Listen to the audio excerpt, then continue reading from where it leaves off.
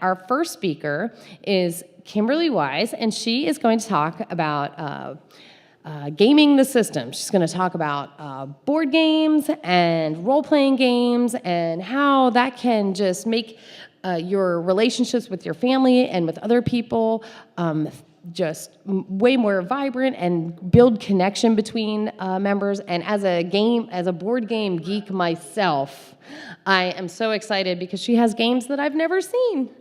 Kimberly Wise, take it away. And I'm going to apologize just right off the bat that I'm recovering from a cold, and so I sound like I smoke a pack a day, and I apologize for that immensely. Unless you think that's cool, then let's just go with it. Let's see. So tonight I want to start off with just a personal story about why board games are important to me. And that is, when I was getting married, I took my husband up to this middle of the nowhere town in Washington, and I was like, here, this is my grandmother. This is the guy I plan on marrying. And she was like, let's play a game of Parcheesi. And there was no intro to that. It was just, let's play a game. So we're playing Parcheesi. She's drinking from a box of wine on the table. He's trying to be nice, and he sees a move where he's like, oh, if I do this, she'll be out of the game. But if I do this, she'll stay in the game. And so he says, oh, I'll do the nice thing, where he proceeds to do this, and she cusses him out like a sailor for like 20 minutes because you do not let someone win in board games. And what are you, marrying my daughter, like my granddaughter? No, she cannot marry someone who lets them win at board games. And he kind of hid outside for like 20 minutes because he was not used to being cussed out by a grandmother over a board game. But this is what I bring up, is that this board games and all games are part of our culture, part of our life, part of our being. It's the way of interacting with people without actually having to talk to them or know them or do anything with them. It is a way of being able to say, this is a little part of me. Do you wanna do it? No? Yes? No?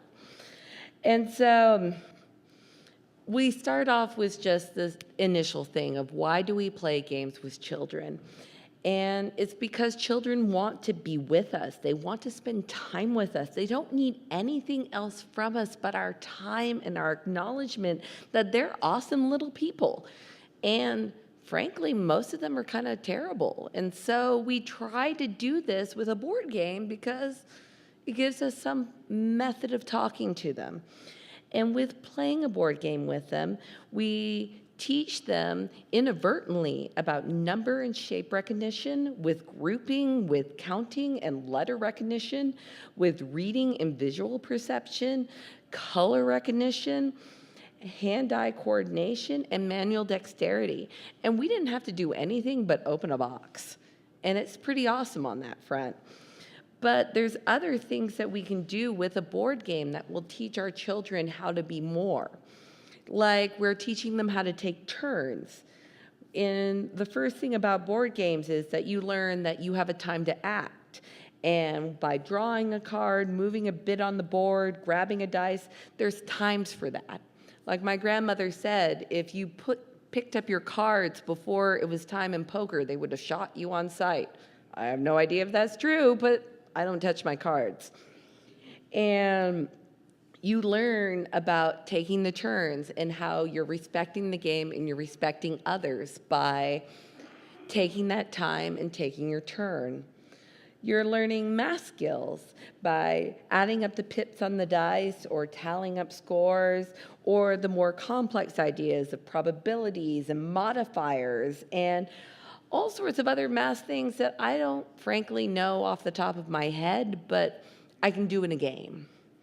And this is a way of teaching your children arithmetic. You're teaching their kids about STEM classes. You're teaching them how to be a part of the growing culture that the world is going towards.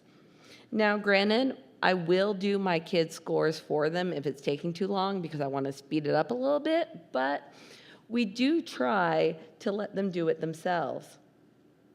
In board games, we're talking about thinking ahead.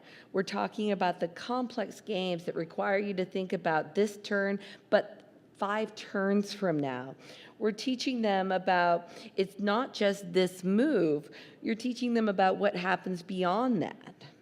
One of my favorite games for this is a game called Robot Turtles, and it's actually a game that teaches you computer programming because you have to lay out your cards and what you want your turtle to do, and then the other person follows your cards, and when they see it doesn't work, you're like, well, it was how you laid out the cards. And it gives them a chance to see the reaction to their thought process, which then goes on to actions and consequences. They learn that there are positive and negative consequences to yourself and others when you play board games. The games have a closed environment, so they're not going to get hurt, they're not injuring anyone, but they're also learning about how this mindset will affect other people in the real life. And then you go on to, it helps you make tough choices. You roll the dice in Yahtzee and you have to decide, am I going for the straight or am I going for the 3 of a kind? You need to make that decision, and you need to make it quickly, and you need to make it and feel good about it. And then it also teaches you how to lose gracefully or win gracefully. I don't know about that, the winning part, but the losing part, sure. Kids are not always going to win, and you're not supposed to let the kids win. They are playing with you as an adult, and one assumes that you as an adult are faster, stronger, and more logical than a 5-year-old. So by modeling good sportsmanship to this 5-year-old, you are showing that the game matters, but outside of the game, it really doesn't matter. And you're giving them a chance to practice and model good sportsmanship and good behavior.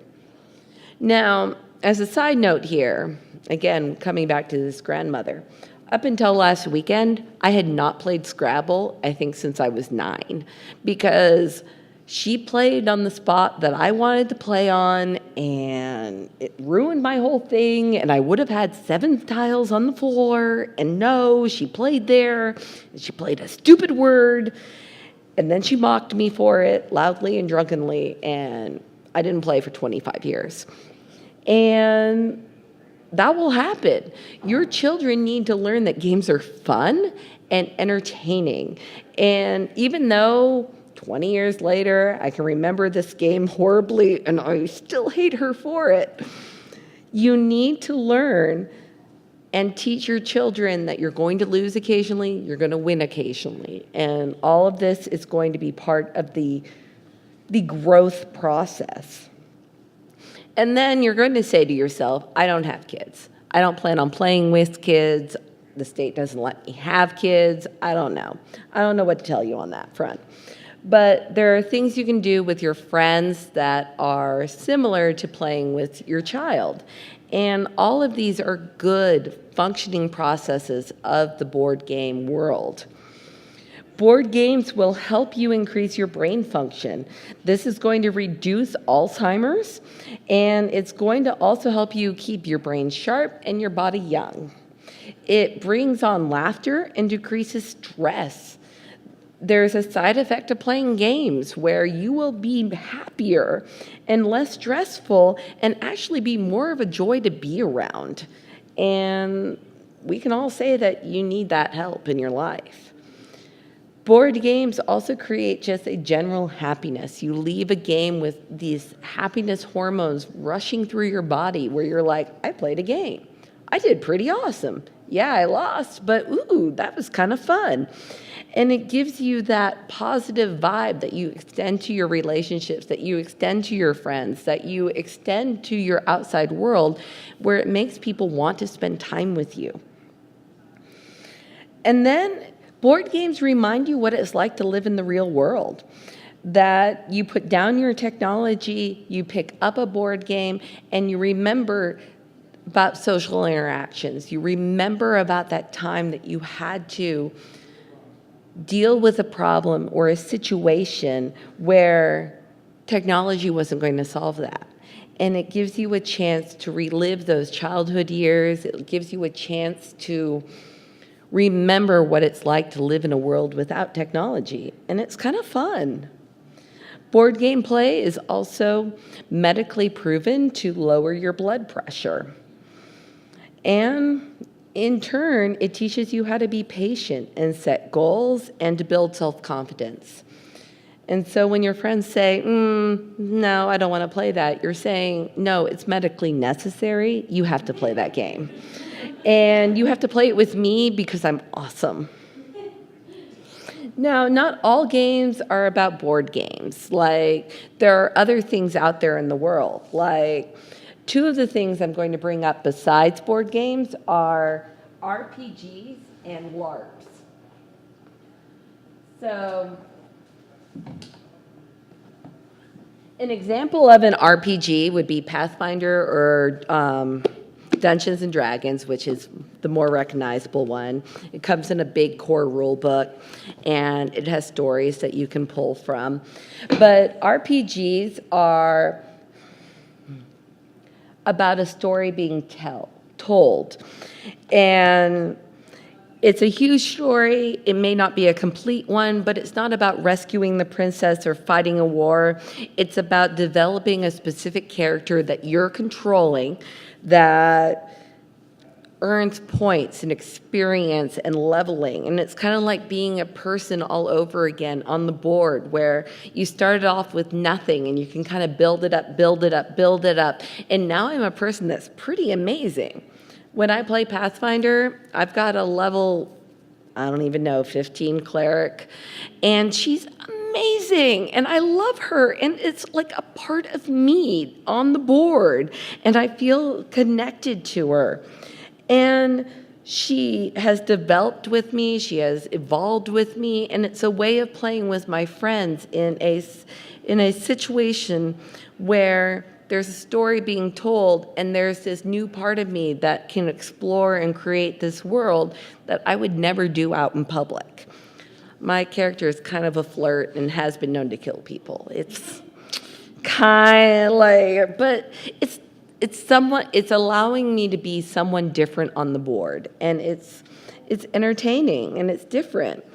And by playing an RPG, I can play for 100, 200 hours. It can go over years. It can go over time, and it allows you to make friends beyond that one layer of friendship they saw you in the real world. And then there's also a low-cost initial investment. Sure, the book costs like $20 and whatnot, and you need some dice and whatnot, but it allows you to play a game without actually committing to a game. And then there's also something called LARP. And LARP is a live-action role-playing game, which is like Dungeons & Dragons, like Pathfinder, only instead of having a little tiny mini on the board, you're acting out that. So you are actually dressing up as a fairy and wandering through the woods with a sword, or as a zombie, or as a whatever that your LARP person characterizes. There is normally not an audience, but you are going out into the real world and you are acting out this game. And there are people telling you what to do or where the parameters are, but it's allowing you to explore a character or a side of you that you normally wouldn't show.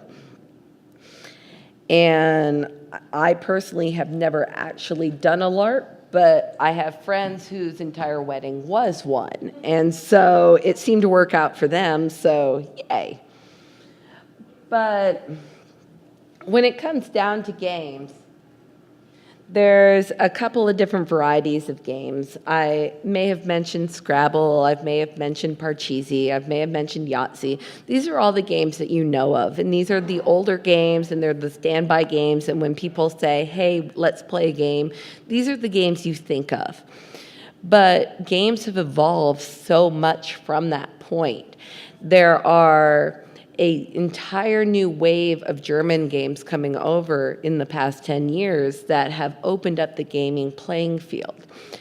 And so when we say play a game, it's now not just Monopoly, where you know ahead of time it's going to be rife with anger and despair and torment. It is now going to be a game such as Dominion or Carcassonne or Settlers of Catan, where there's actually an endpoint and where people, may get upset or frustrated or engaged in the game, but you won't hate each other by the end of it. And so that's actually a really positive stance. And so there's a couple of different games coming out now. There are roll and move games, and these are the games where you spin a wheel or roll a dice or you do whatever, and then you run in a linear direction and you go from start to end. Games like this are Monopoly, Candyland, Game of Life, etc.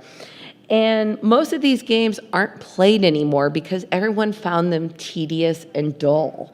No one enjoys playing these type of games, and mostly because people have realized that at a certain point in the game, you realize, I'm not going to win. So therefore, I'm not going to play anymore. I'm just going to roll the dice and move on, drink my drink, and talk to Fred over here. Where modern board games allow you to actually engage with the game the entire way through because there's always a backdoor way you might be winning. And so it involves you, it engages you, it keeps you moving. So roll and play games have gone kind of out of the wayside, but if there's anything that you'd like to play, there's a couple of recent games called Camel Up and the Magic Labyrinth that are actually kind of interesting, but it would be hard-pressed to find someone to play with you. There's also worker placement games, and an example of a worker placement game is the game Carcassonne, where you are putting people out on a board and they are farming and they are sheep herding and they are developing land, and you have to plan ahead about, is this worker going to do this? Is this worker going to do that? It's kind of like being in middle management, only in board game format. So yay you. And it also involves strategic blocking, strategic playing.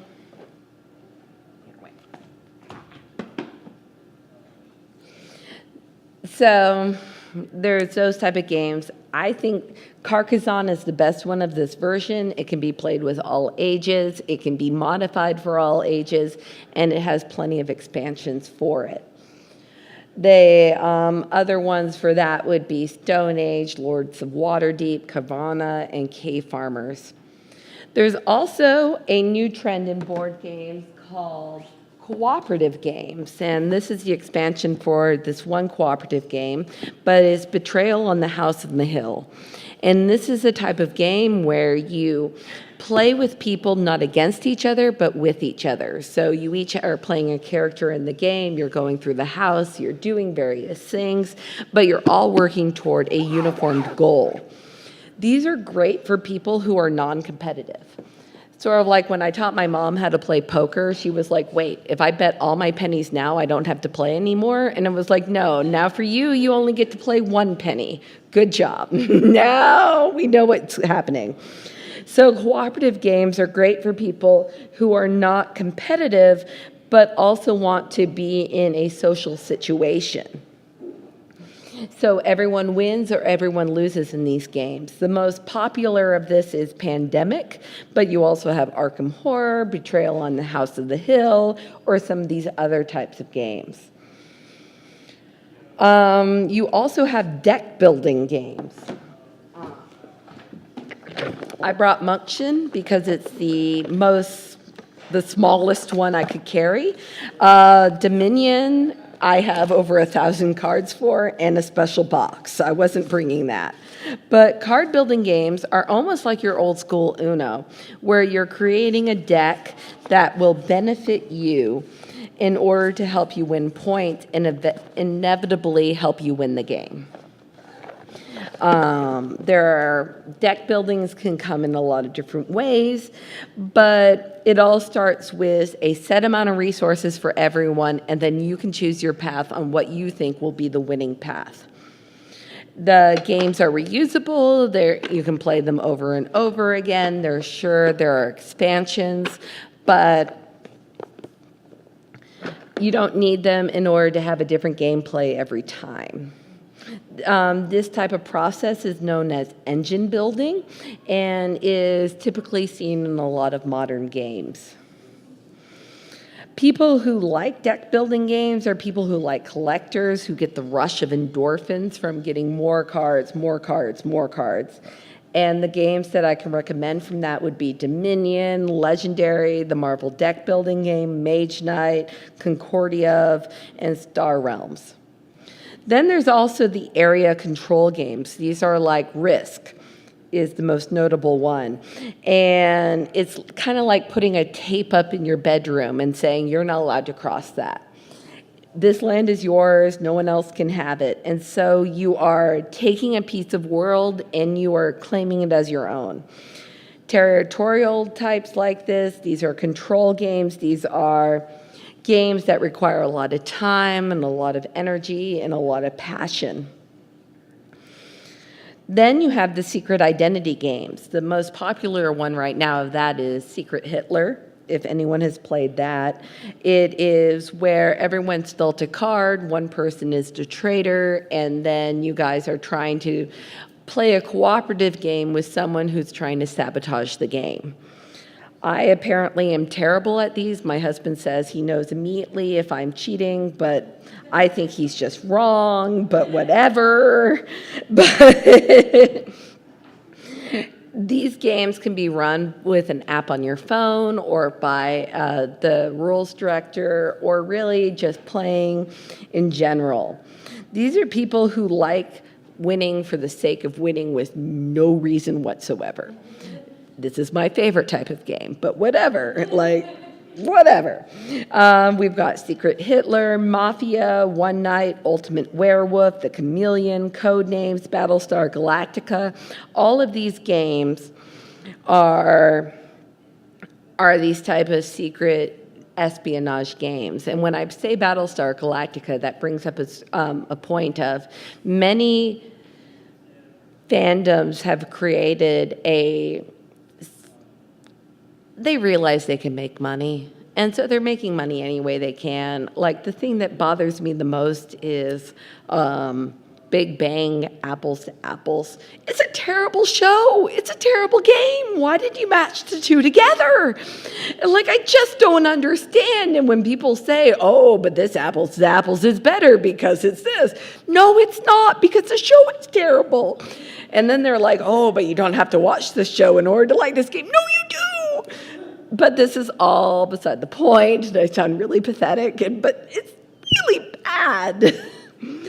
But I try to steer away from games that are based on properties that are already made, like The Hobbit, Lord of the Rings, Monopoly, Apples to Apples, Big Bang, The Minions, whatever. No. The game was fine without you incorporating a quick cash grab. Just don't do it. Just no.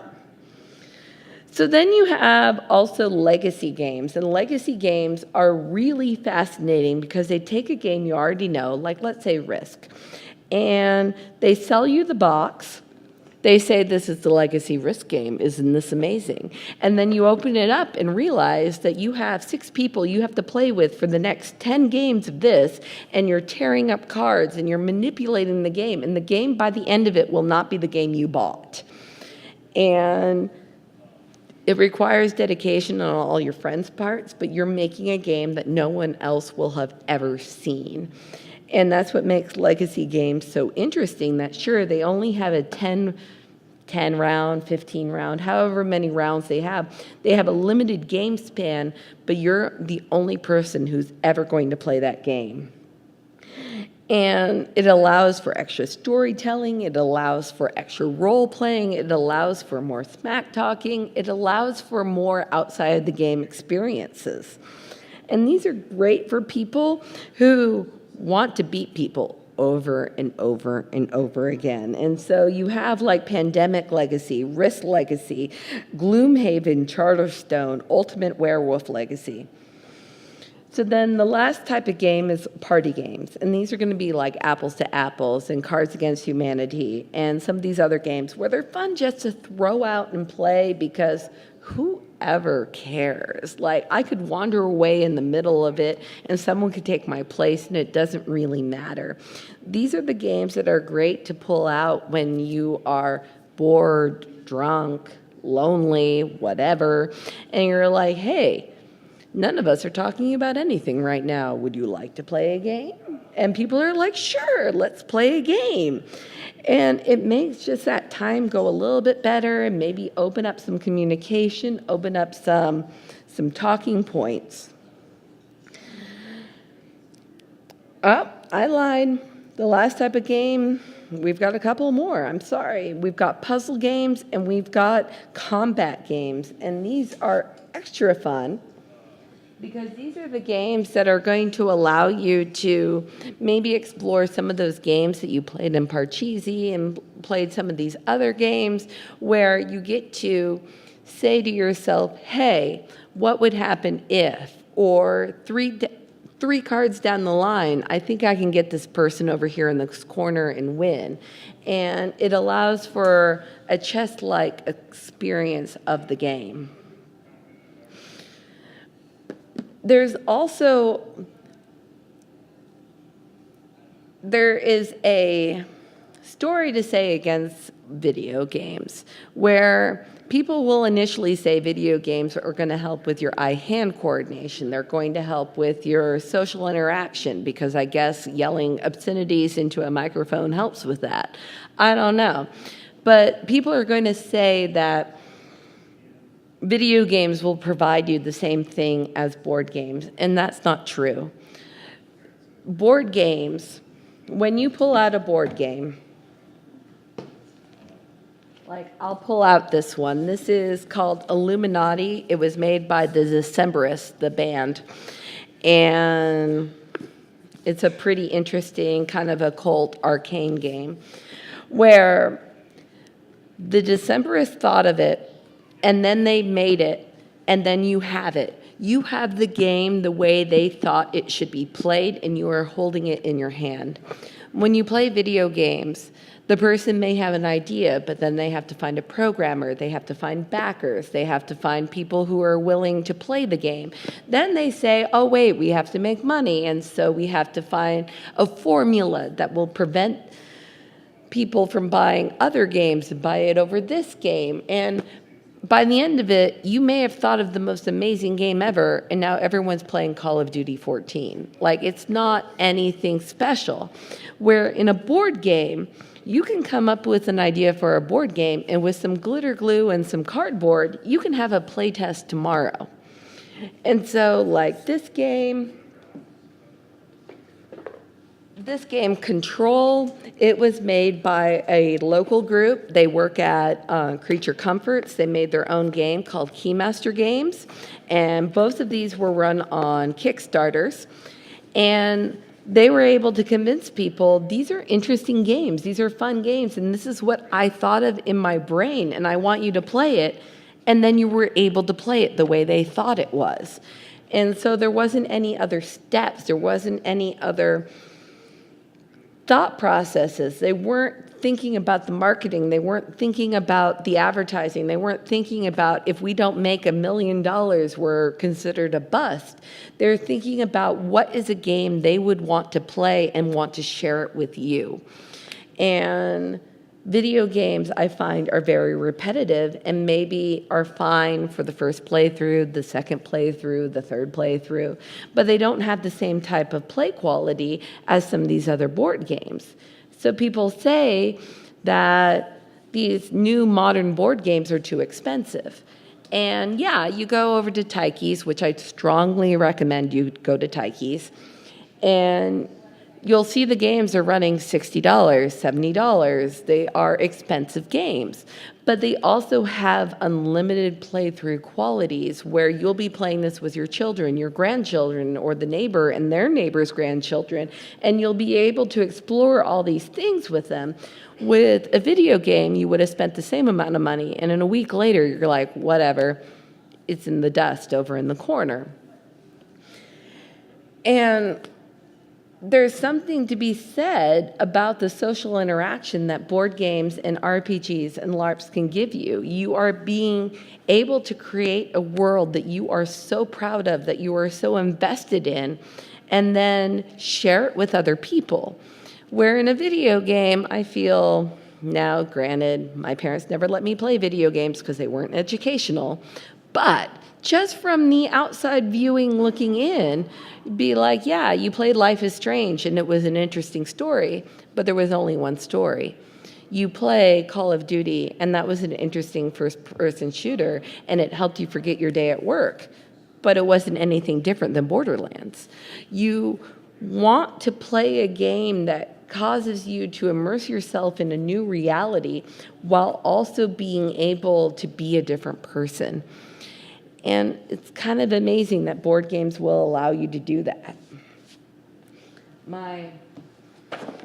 This is Catch Penny. No one has ever heard of it. No one will want to play it. Trust me, no one wants to play this game. My brother and I call it the game that's fun and educational, but mostly educational, because it's not fun. Let's be completely honest, it's 18th century prostitution, pimping, I don't know. You're going around the board like Monopoly and you're buying people who sell things and you get their money. Like, I don't know how else you describe it.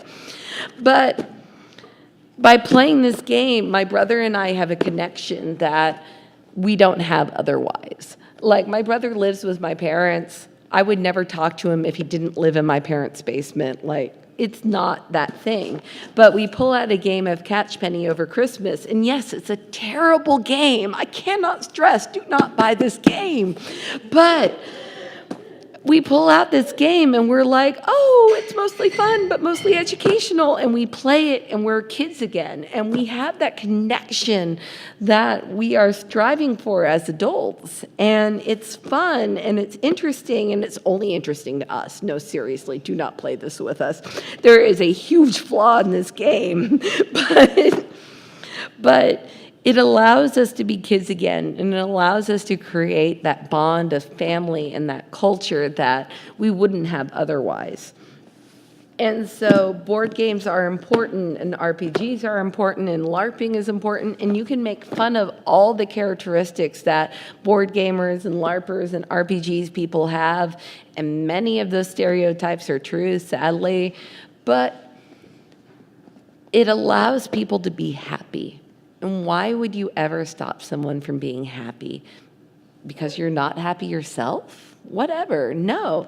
This provides joy for people, and it could provide joy for you. And I just hope that by giving you a small overview of what games are available, that you might look forward to it.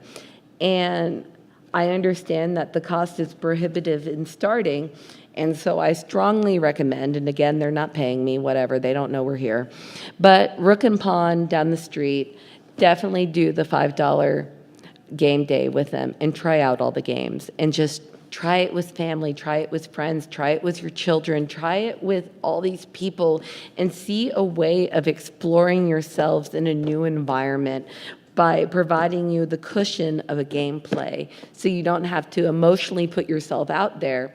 That is just your game persona, and people can see the real you through that. So I hope this has helped you in picking up a game.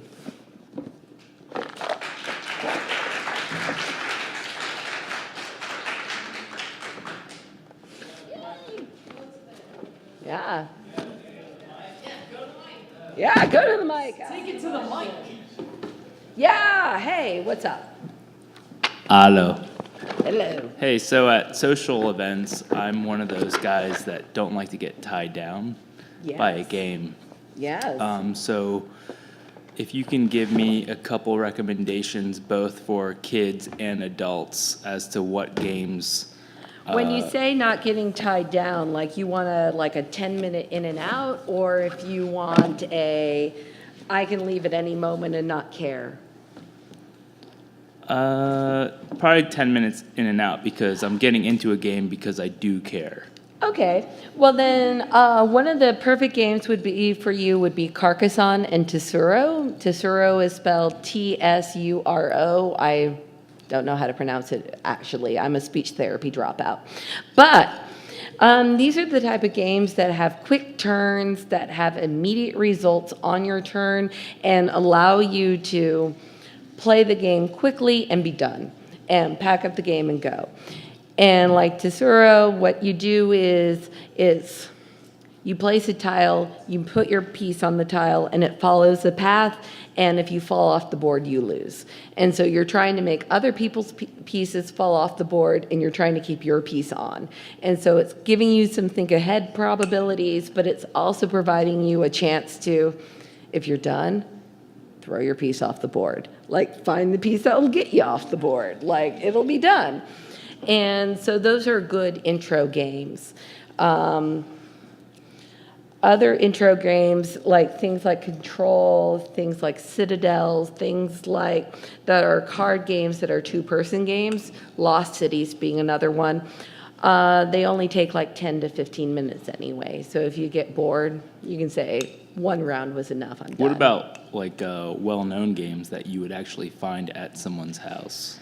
Find at someone's house, it depends on whose house, because, personalized bookshelf. But if well-known games that you would find at someone's house, I would say, unless you have gamer friends, you may not be able to find one, because board games have created an upswing in sales and in popularity within the last 5 years, but there are people who only play the games you find at Target, and people who are willing to explore the games that are at actual game stores. And so your best bet is to go to a place like Rook and Pawn, a place like Wasteland Games over in Gwinnett, places that will allow you to play the games free of charge to explore some new things. Okay, thank you. No problem. Anyone else have anything? And by the way, I did mention RPGs. We have a very active Pathfinder community in town. One of the Mediocre ladies, her husband runs it. So if you ever want to play an RPG in town, David Shaw would love to set you up with that. And LARPing, there's an active LARPing community in town. So if you are ever interested in doing that, there are people to set you up with that as well. So, woo!